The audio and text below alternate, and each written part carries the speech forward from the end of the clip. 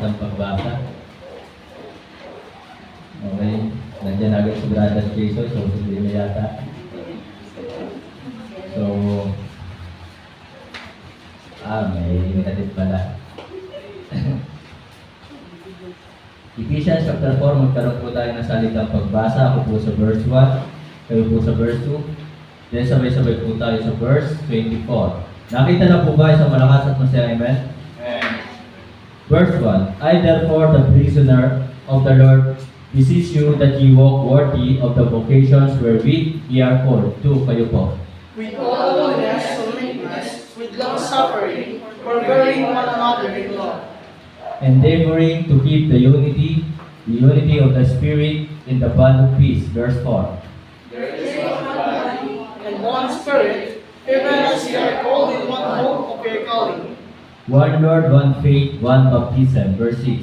One God and Father of all, who is above all, and through all, and in you all. But unto every one of us is given grace according to the measure of the gift of Christ. Verse 8. Wherefore he said, when he has done the dock on high, he led captivity captive, and gave gifts unto men. Now that he ascended, what is it but that he also descended first into the lower parts of the earth? Verse 10. He that descended is the same also that ascended up for above all heavens, that he might fill all things. And he gave some apostles, and some prophets, and some evangelists, and some pastors and teachers. Verse 12. For the perfecting of the saints, for the work of the ministry, for the edifying of the body of Christ. Till we all come in the unity of the faith and of the knowledge of the Son of God, unto a perfect man, unto the measure of the stature of the fullness of Christ. Verse 14. That we henceforth be no more children, tossed to and fro, and carried about with the wind of doctrine by the spirit of man, and cunning craftiness, whereby they lie in wait to deceive. But speaking the truth in love, may grow up into him in all things, which is the head, even Christ. Verse 16. From whom the whole body fitly joined together and compacted by the which are going to supply it, according to the effectual working in the measure of every part, maketh increase of the body unto the dividing of itself in love. This I say therefore, and testify in the Lord, that ye henceforth walk not, as other Gentiles walk, in the vanity of their mind. Verse 18. Having the understanding darkened, being alienated from the light of God through the ignorance that is in them, because of the blindness of their heart. Who being past feeling have given themselves over unto lasciviousness, to work all uncleanness with greediness. Verse 20. But ye have not so learned Christ. If so be that ye have heard him, and have been taught by him, as the truth is in Jesus. 22. That ye put off concerning the former conversation the old man, which is corrupt according to deceitful lusts. And be renewed in the spirit of your mind. Verse 24, altogether ready read. And that ye put on the new man, which is after God is created in righteousness and true holiness. Tayo po lahat sa inyo po pumikit, tayo po manalangin. Ama namin Diyos sa langit, muli kami po ay nagpapasalamat sa bawat sandali na kami po ay inyo po iniingatan at kailanman hindi mo po kami pinabayaan. Salamat po sa mga pagsubok, problema na aming pong nararanasan sapagkat sa pamamagitan po nito, lalo mo po kaming pinatatatag sa aming pong pananampalataya at pinatitibay ang aming pong dedikasyon, pagmamahal sa inyong pong gawain. Salamat po sa buhay ng bawat kapatiran na nandito po ngayon. Dalangin ko po, Ama, na patuloy mo po digin ang kanilang panalangin. Nalalaman mo po ang aming po mga kahilingan, ang aming pong panalangin, mga problema, pagsubok na pinagdadaanan. Ito po ay aming pong ipinagkakatiwala sa iyo, aming pong ipinagtatagubilin sa iyo, lahat ng aming mga pasanin. At ang maasa po kami, nananampalataya po kami, na kailanman ay hindi mo po kami pababayaan. At ang iyong pong mapagpalang kamay, lagi po nakaagapay sa amin. Salamat po, Ama, sa lahat ng mga tulong, biyaya na inyong po pinagkaloob sa amin. At dalangin ko po sa gabi ito na inyong pong banal na salita maging pagpapala at maging hamon sa buhay ng bawat isa. Turuan mo po kami sa mga bagay na dapat po namin matutunan at turuan mo po kami sa mga bagay na naaayon po sa iyong pong kalooban. Alisin mo po, Ama, sa aming pong puso at isipan ang anumang mga karumihan, ang anumang mga kasalanan. Banal na Espiritu, pakapuspusin mo po kami, pagharian mo po kami, pamanahan sa lahat ng aming pong gagawin. Dalangin po namin sa mga kapatiran na mayroon pong karamdaman. Ipuin mo po sila, Ama, na inyong pong makapangyarihang kamay. At dalangin po namin, pagalingin mo po sila, manumbalik ang kanila pong kalakasan, kalusugan. Yes. At upang sila po ipatuloy po namin makasama sa pagsamba at paglilingkod po sa inyo. Aking pinabalik sa iyo, Ama, lahat ng papuri at pasasalamat. Ito po ay aming dalangin sa pangalan po ng aming Panginoon Jesus. Amen. Sa mapagpalang gabi po, pwede na pong mapo. Ang Bible po, mga kapatid, mga minamahal, ay ito po ay hindi lamang po ito aklat para sa impormasyon.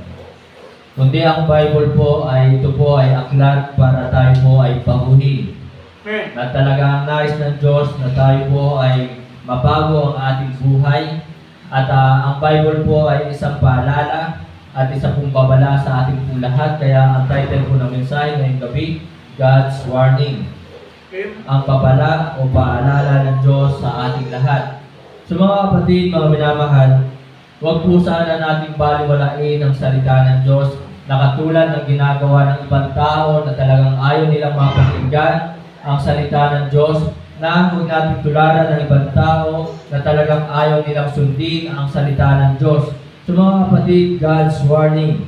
So una, bibilisan ko na po, So talagang sabi po dito sa verse 1, una sabi po, I therefore the prisoner of the Lord beseech you that ye walk worthy of the vocations wherewith ye are called.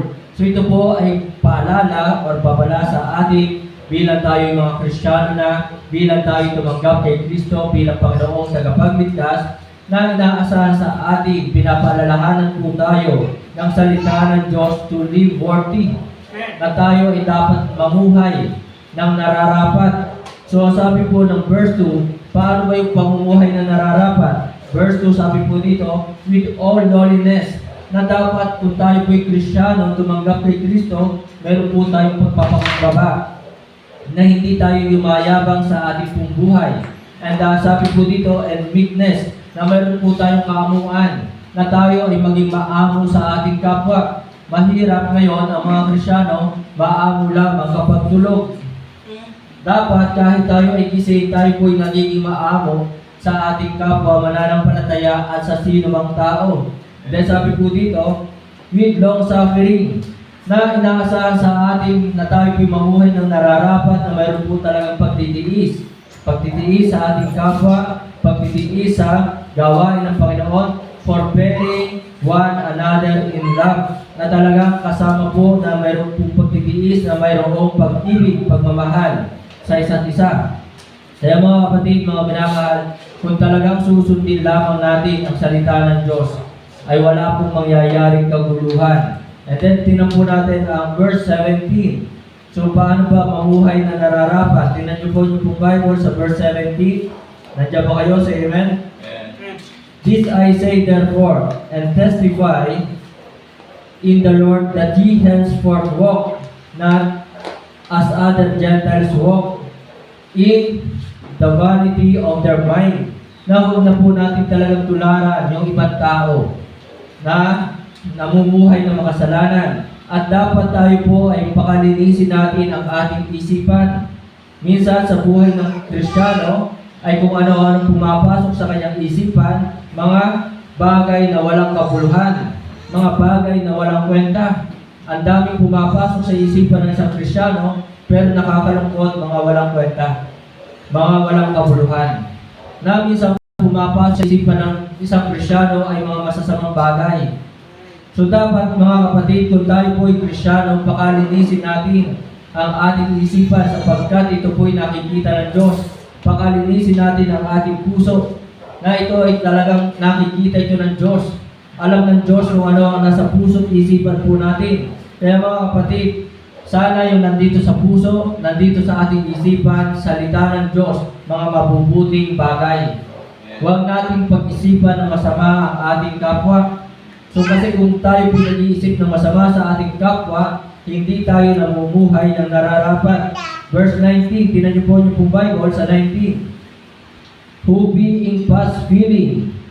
So, madalas ang Kristyano ay lumalakad sa nararamdaman eh. Di ba? Na talagang kung ano yung nararamdaman, yun ang ini-apply sa kanyang buhay. Have given themselves over unto lasciviousness, na tayo ay dapat wala na sa atin yung mga kalibugan, to work uncleanness, yung mga karumihan, with greediness, na wala ng mga galit, pagkasakim. So, alisin po natin yan bilang tayo po ay mga Kristyano. Kaya napakaganda po ng salita ng Diyos. Kung ito lamang po ay talagang binabasa ng mga Kristyano, ini-apply sa kanilang buhay, napakaganda ng gawain. Napakaganda ng isang bayan. Amen po ba? Kaya mga kapatid, ito'y paalala sa atin, ito'y babala sa atin to live worthy. And then, tingnan niyo po ano pong Bible sa 22. Isa-isahin po natin to. That you put off concerning the former conversations, na talikuran natin yung dati nating pamumuhay. Yung po sinasabi dito, put off concerning the former conversation. Ano ba yung dati nating pamumuhay? Na dapat yung dati nating pamumuhay, hindi na po makita ngayon. Lagi natin sasabihin na tao lang, we are not perfect. Pero hindi po ito excuses para manatili tayo sa dati nating masamang ugali. Sasabihin natin hindi tayo perfect, pero ito ba yung excuses para tayo magpatuloy doon sa dati nating pagkatao? Hindi po yung excuses. Amen po ba? Kaya dapat yung mga ganong bagay, sabi po ng salita ng Diyos, put off, talikuran natin yung dati nating pamumuhay, yung mga masasama nating ugali, talikuran natin, alisin po natin yan. The old man. Kaya nga sabi ng 2 Corinthians 5:17, therefore if any man be in Christ, he is a new creature, all things are passed away, behold, all things are become new, which is corrupt according to the deceitful lust. Then, next, tingnan po natin, 25. 24 muna, 24. Sabi po ng 24, and that he put on. So, isuot natin ngayon yung bago nating pagkatao. Sabi po dito, that he put on the new man, which after God is created in righteousness and true holiness.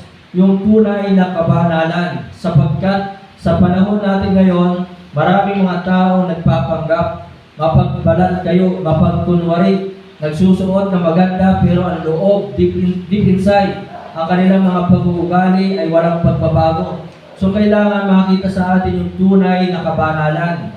Kaya mga kapatid, ito po ay warning sa atin, ito po ay reminder sa atin to live worthy. 25. Wherefore, putting away lying speech. Alisin natin mga kapatid ang mga pagsisinungaling.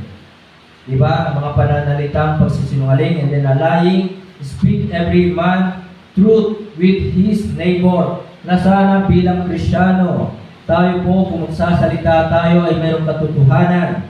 At hindi lamang po yun, sa pagsasalita natin ng katotohanan, makita sa atin, dama sa atin, na mayroon tayong pag-ibig sa ating kapwa. And then sabi po dito, for we are members one of another. And then 26, be angry. So sinabi ng Bible, magalit ka. Pero hindi sinabi ng Bible na bukas ay dapat galit ka pa rin. Na hindi sinabi ng Bible, isang linggo kang magalit. Hindi sinabi ng Bible na isang taon kang magalit. Amen po ba? Be angry and sin not. Let not the sun go down upon your wrath. Kaya mga kapatid, napakaganda talaga ng salita ng Diyos. Sana sa ating pong buhay, ito'y ating i-apply upang talaga magkaroon tayo ng unity. Amen po ba? And then, tinan niyo po ang Bible pa. Huwag kayo sa akin tumingin. Verse 27. Neither give place to the devil. Kung ganito ang ating ugali, kung ganito ang ating pamumuhay, tayo ay nagbibigay ng lugar sa dyablo. Huwag natin bigyan ng puwang ang dyablo sa ating buhay. Huwag natin bigyan ng puwang ang dyablo na makapaghari sa ating buhay. So mga kapatid, mga minamahal, napakaganda ng salita ng Diyos. Verse 28. Let him that, sabi po dito, stole, steal no more. So yung mga nagnanakaw ay huwag na magnakaw pa. but rather let him labor. Dapat ang isang tao ay talagang nagtatrabaho para sa kanyang sarili o para sa kapakanan ng kanyang kapwa. And then, but let him labor working with his hands, the thing which is good, that he may have to give to him that needed. So, dapat kung tayo tutulong sa ating kapwa, ito'y pinagtrabahuhan natin. Kung tayo tutulong sa nangangailangan, dapat hindi galing sa nakaw. Amen po ba? Maaaring ang ibang tao, tinutularan nila, di ba, sikat na sikat dati ng mga Robin Hood, magnanakaw, tapos yung pinagnakawan ay tutulong. Kaya para baga ang kasalanan nagiging normal. Di ba? Katulad ng palabas ni Tanggol, magsasyabu, tapos itutulong.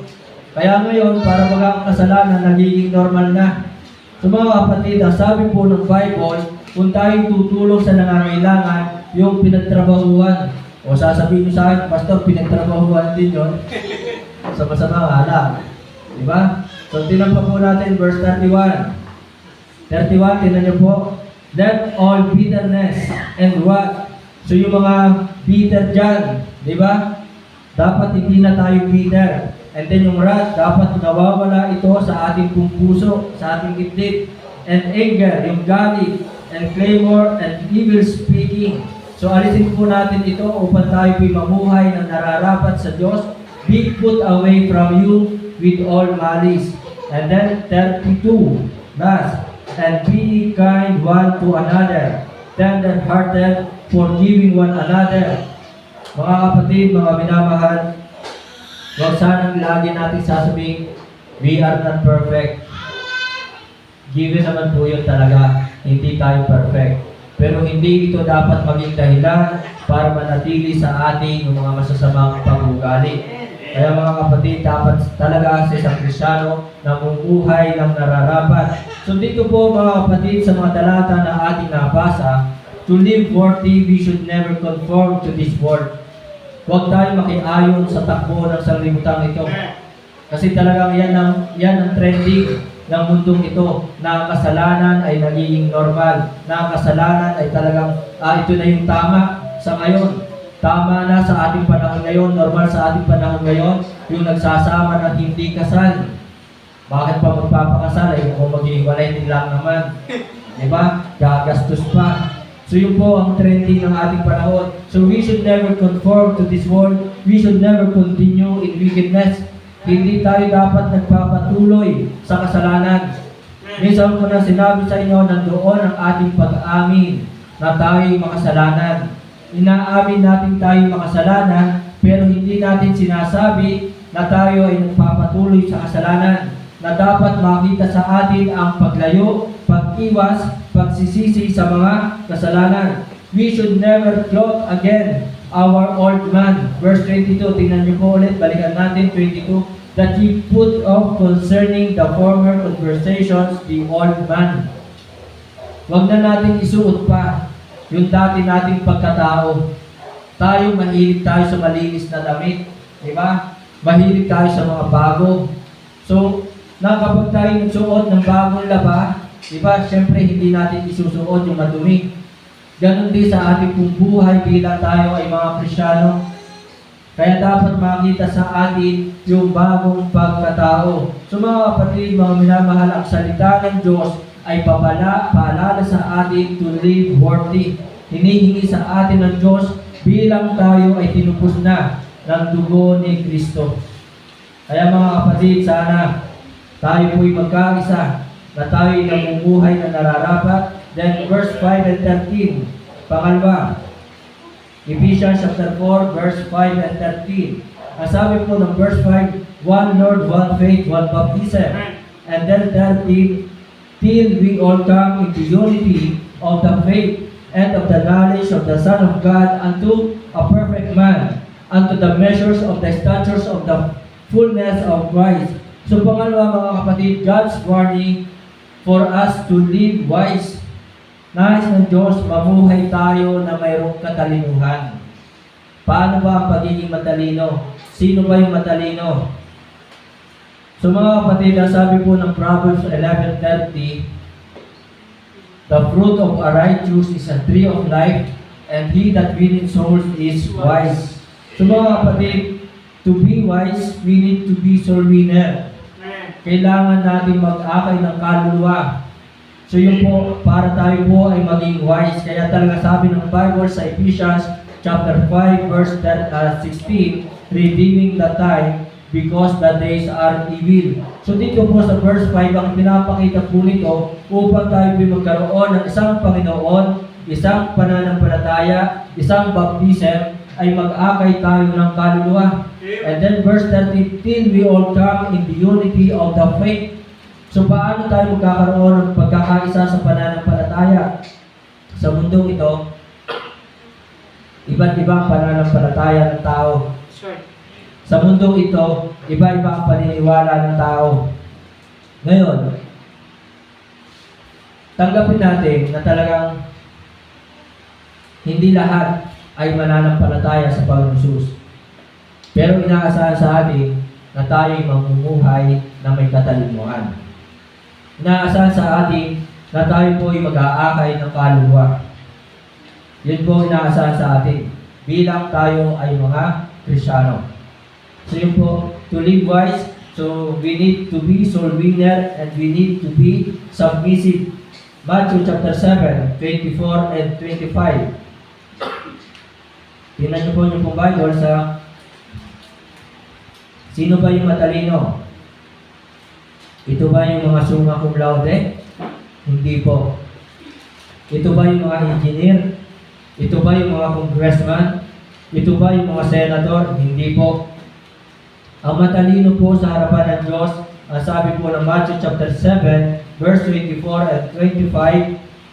Nandiyan ba kayo? Therefore, whosoever heareth the sayings of mine, and doeth them, I will liken him unto a wise man. So, ang matalino po sa harapan ng Diyos ng ating Panginoon Jesus ay yung sumusunod sa kanyang mga utos. Yun po ang matalino. Which built his house upon a rock, and the rain descended, and the floods came, and the winds blew, and beat upon that house, and it fell not, for it was founded upon a rock. Verse 26, and everyone that heareth the sayings of mine, and doeth them not, shall be likened unto a foolish man. So yung mga nakikinig lamang ng salita ng Diyos at hindi sumusunod, ay tinutulan ng Panginoon Jesus sa mangmang na tao. Kaya mga kapatid, to live wise, we need to be submissive. Kailangan tayo po ay mapagpasakop, sumusunod tayo sa mga utos ng Diyos. And then next po dito mga kapatid, to live wise, we need to be, tinan po natin ang verse 23 ng Ephesians chapter 4, verse 23, ano makikita natin dito?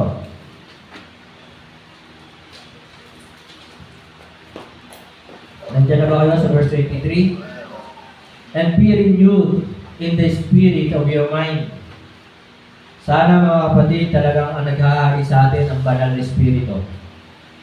Hindi ang evil spirit, hindi yung kung ano-anong espiritu. Diba? Tinanggap natin si Kristo sa ating puso. At malinaw sinabi ng Bible na simulan tayo manampalataya kay Kristo, meron tayong Holy Spirit. Amen? Kaya dapat, kapag nagpipray tayo, lagi ang prayer natin, Banal na Espiritu, pangunahan mo ako, pagharian mo ako, pangunahan mo ako sa lahat ng aking gagawin. Yan po yung aking prayer, na talagang sa lahat ng aking gagawin na doon ang pangunguna ng banal na Espiritu. So nandito lang siya sa ating puso.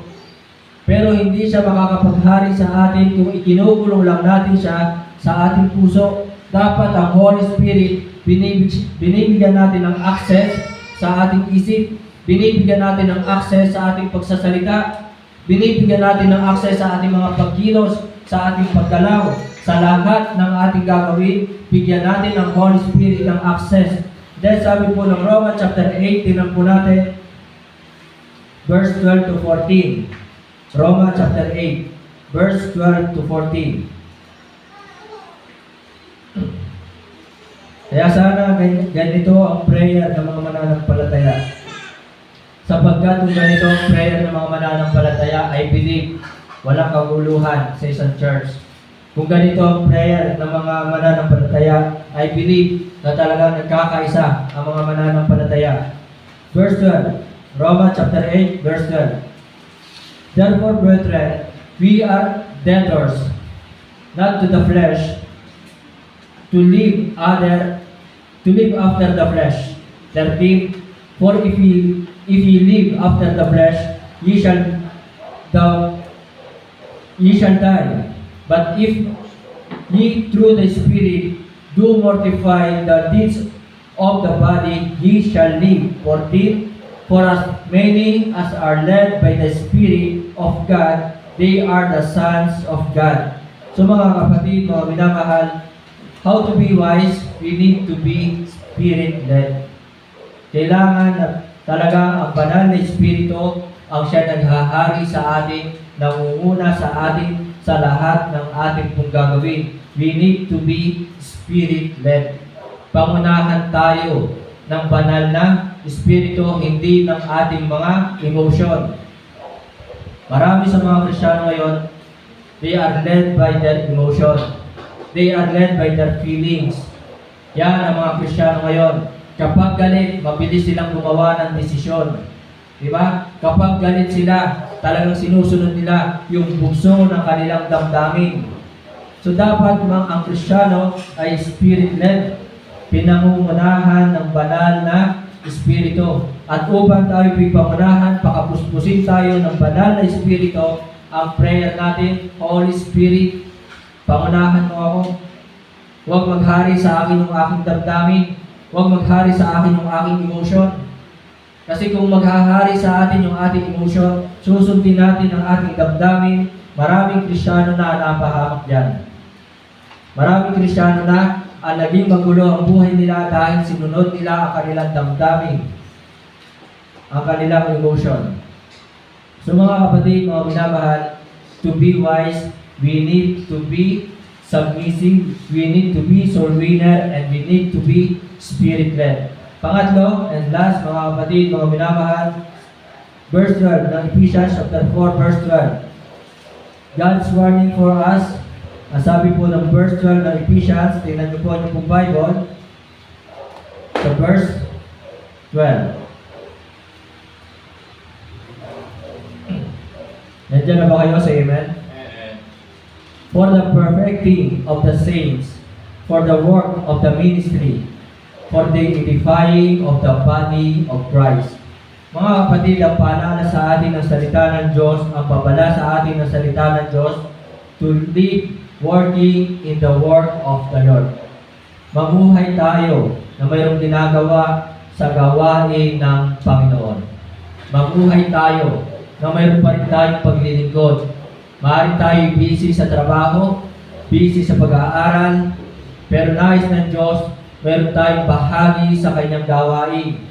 Nais ng Diyos na ang bawat naligtas, mayroong part sa ministry. Yun po ang nais ng Diyos. Kaya ako po ay talagang saludo sa mga Kristiyano na kahit sila po ay busy, ay meron silang panahon para sa paglilingkod sa Diyos. Na nagagawa nilang umatin maghapon tuwing araw ng linggo. Na sila ay kasali sa choir, and then sila ay nagagawa nilang magturo sa Sunday school. So ito po yung nais ng Diyos sa atin, bakit tayo ay naligtas. Kaya lagi ko nga po ibinibigay na example, yung pinanggalingan ko sa Limerick. Diba?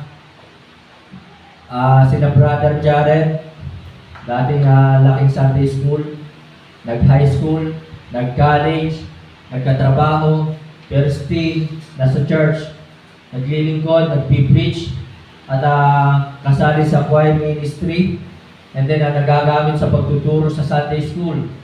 So yun po si Brother Jared. Hanggang kahit meron na ngayong asawa, may asawa na siya, si Teacher Isa, anak ni na Brother Francisco Castillo, pero still, nandun pa rin sila sa ministry. Hindi sila umaalis sa ministry. Maraming pagsubok na pinagdaanan. Nagkaroon din po ng mga, sabihin na natin, disunity or division. Pero still, nandun pa rin sila sa ministry. So dito naman sa atin sa mataas na kahoy, sino yung mga pamilya na nandito sa ministry? Yan, si Brother Luis. Diba?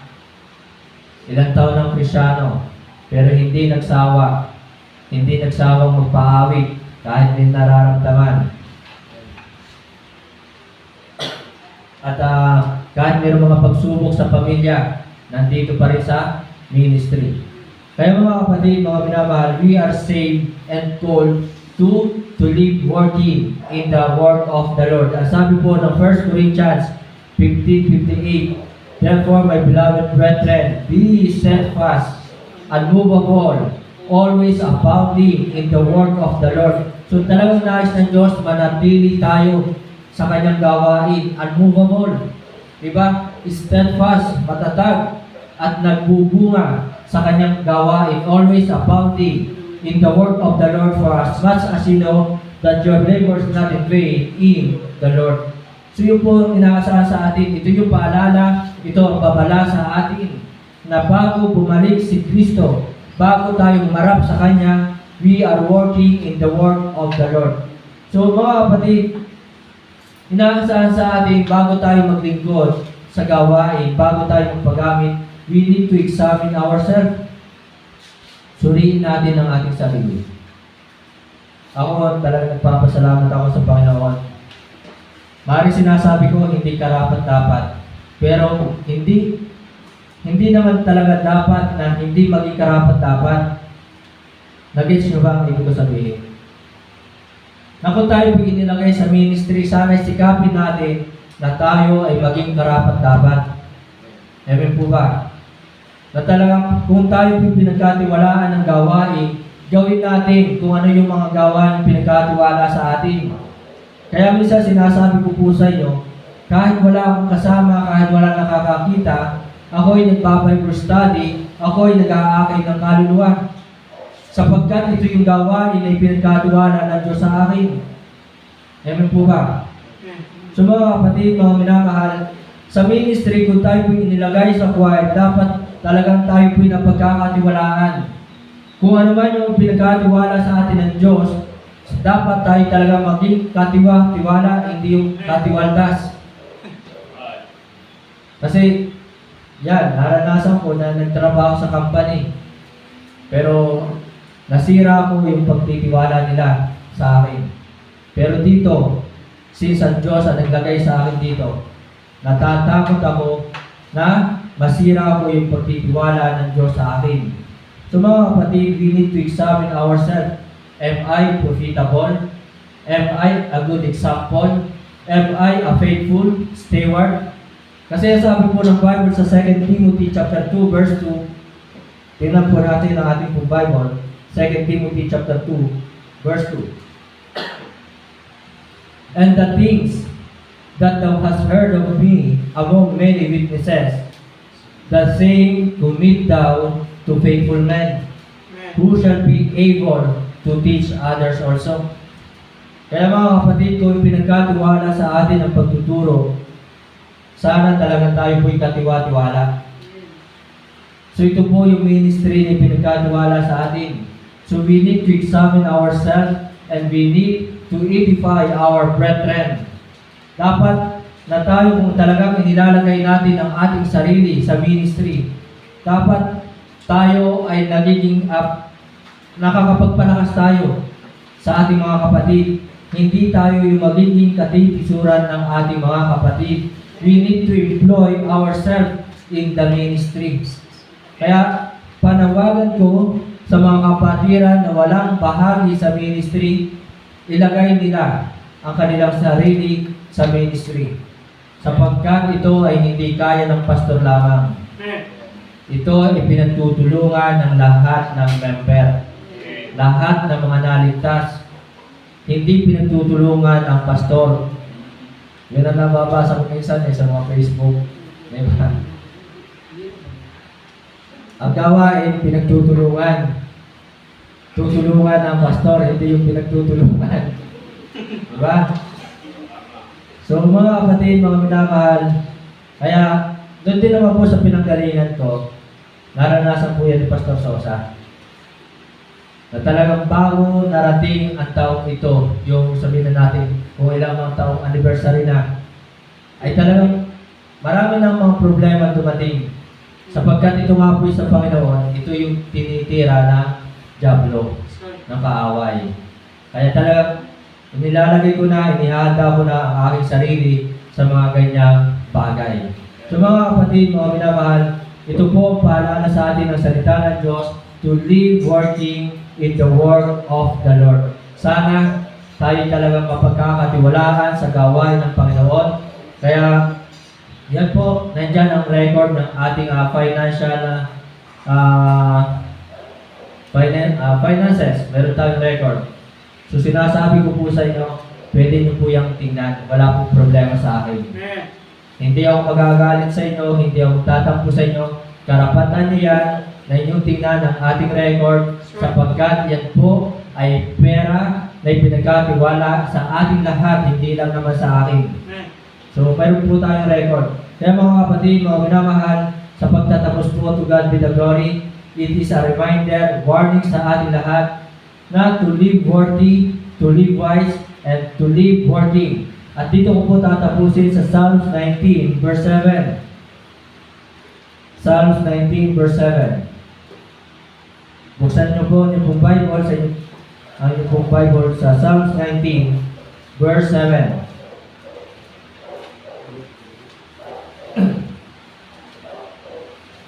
Napakaganda ng talata at kaya talaga ako po ay nalulungkot ng hinginayang sa mga kapatiran na hindi nakakapagpatuloy at ayaw magpatuloy na sila na yung inaakay sa Panginoon, inaakay na mapalapit sa Panginoon, ay talagang sila po ay ayaw. So verse 11, nandiyan na ba kayo? Say amen. Sabi po dito, moreover by them is thy servant warned. So dito sa mga salita ng Diyos, tayo pinapaalalahanan, binibigyan tayo ng babala. And in keeping of them, so sa pamamagitan ng pagsunod sa salita ng Diyos, sa mga utos ng Diyos, there is great reward. Kaya mga kapatid, mga minamahal, talo tayo kung tayo ay talagang hindi susunod sa mga utos ng Diyos. Talo tayo kung tayo po ititigil, kung tayo ay susuko sa pagsunod sa mga utos ng Diyos. Sa pagsunod sa mga utos ng Diyos, there is great reward. Kaya mga kapatid, to God be the glory, let us not be weary, and will do it, for in due season, we shall reap if we faint not. Tayo po tumayo, tayo po manalangin. Ama namin Diyos, salamat po sa inyo po banal na salita na aming pong napag-aralan. Salamat sa mga kapatiran na nandirito po ngayon, patuloy na nananalangin sa isa't isa. Dalangin ko po aming Diyos, kagalingan po ni Sister Bailey sa kanyang pong karamdaman. Dalangin po namin manumbalik ang kanyang kalakasan at kalusugan. At tunay na ang kanyang pong pamilya, sina Brother Andrew, Sister Cyril, ay tunay na sila po ay isang pagpapala na sila po nandito sa inyong pong gawain. Sila po pagpapala sa mga kapatiran na sila po aming po nakasama. Nakita ko po sa kanila pong buhay yung kagalakan na maglingkod sa iyo, kagalakan na sambahin ka po nila sa Espiritu at katotohanan. Kaya nga naman po, Panginoon, lagi kong dasal sa iyo, lagi kong panalangin, patuloy mo po silang i-bless spiritually, physically, financially. At hindi lamang naman po sila ang aking pong pinagpipray gabi-gabi at tuwing umaga. Marami pa po mga kapatiran ang aking pong pinagpipray. At sa gabi ito, hindi ko na po sila maisa-isa pa. Subalit, nalalaman mo po ang aking mga panalangin. Ama, umaasa po ako at nananampalataya, patuloy mo po didingin ang aking pong panalangin. At dalangin ko rin po sa gabi ito na patuloy mo pong bigyan ng kalakasan at kalusugan, kagalingan si Pastor Melo Maliwan. At amin po inilalapit ang gawain po doon na kung ano man ang mga problema, umaasa po kami na ito po ay maayos sa mabuting kaparaanan at umaasa po kami na talagang magkakasundo ang bawat miyembro. Salamat po aming Diyos sa panalangin ng bawat isa na idinulog po sa inyong pong harapan, sa inyong pong mapagbiyayang trono ngayong gabi. Salamat na patuloy mo po itong bibigyan ng kasagutan at ito'y inyo pong titigin at ipagkakaloob po sa kanila. Salamat sa bawat sandali na kami po inyo pong iniingatan. Napakaraming aksidente na nangyayari sa bawat sulok ng mundo. Salamat na doon po inyo pong pag-iingat sa amin. At salamat na patuloy mo po kami ginagamit sa ministry sa paglilingkod po sa inyo. Sa akin po, Panginoon, talagang ito po ay isang dakilang pagpapala na, isang dakilang gantimpala sa akin na ako ay makapaglingkod po sa inyo. Hindi ko po inahangad ang mga biyayang, yung mga material na bagay sa mundong ito. Ang dalangin ko po ay talagang patuloy mo pong pagpalain ang buhay ng kapatiran po dito sa mataas na kahoy. Patuloy po kayo magligtas ng mga kaluluwa dito sa mataas na kahoy. At dalangin ko po ang aming Diyos na sa mga manunungkulan po sa bayang ito, igawan mo po ang inyong pong divine protection sa kanila. Tunay na hindi po madali ang mahalal bilang isang mayor ng bayan ng mataas na kahoy. Kaya dalangin po namin ang kanila pong protection, igawan mo po sa kanila, at dalangin po namin na pagkalooban mo po sila ng kalakasan, kalusugan, knowledge at wisdom sa paglilingkod sa bayan ito. Salamat po, Ama. Ito po ang aking dalangin na may pasasalamat sa pangalan po ng aming Panginoon Jesus. Amen.